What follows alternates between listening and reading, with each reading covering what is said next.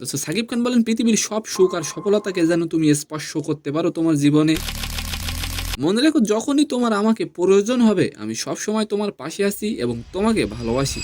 And second নিউজটি থাকবে দোস্ত, ভারতের কোচ বুঝতে পেরেছেন বাংলাদেশের বিপক্ষে ভারতকে কঠিন পরীক্ষা দিতে হবে। আসন্ন এই ফুটবল ম্যাচ নিয়ে এই কোচ বলেন এটা সহজ ম্যাচ হবে না দোস্ত, তবে হামজাকে নিয়ে ভারতের কোচ অবাক করা একটি কথা বললেন। তো নিউজ দুটি জানতে অবশ্যই ভিডিওটি সম্পূর্ণ দেখবেন।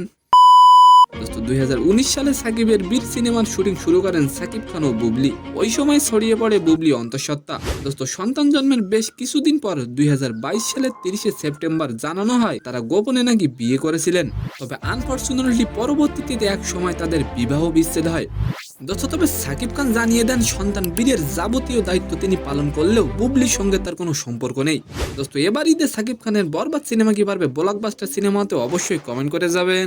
দোস্ত বীরের জন্মদিন ছিল 21শে মার্চ, তাই ছেলের জন্মদিনে সাকিব খান ফেসবুকে লেখেন, পৃথিবীর সব সুখ ও সফলতাকে তুমি যেন স্পর্শ করতে পারো।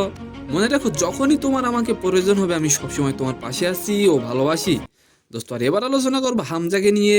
ভারতের শিলংয়ে পৌঁছেছেন বাংলাদেশ ফুটবল দল। 25শে মার্চ ভারতের বিপক্ষে খেলবেন তারা। দোস্ত তবে বাংলাদেশের বিপক্ষে ভারতকে যে কঠিন পরীক্ষা দিতে হবে সেটা বুঝতে পারেন ভারতের কোচ। দোস্ত ভারতের কোচ হামজাকে নিয়ে বলেন, হামজা একজন অসাধারণ প্লেয়ার, সে প্রিমিয়ার লিগের প্লেয়ার। তো সম্মানিত দর্শক, আজকের ভিডিওটি কেমন লাগলো অবশ্যই কমেন্ট বক্সে জানাবেন। আর ভিডিওটি যদি ভালো লাগে অবশ্যই একটি লাইক দিয়ে আমাদের চ্যানেলটিকে সাবস্ক্রাইব করে দিবেন। ধন্যবাদ।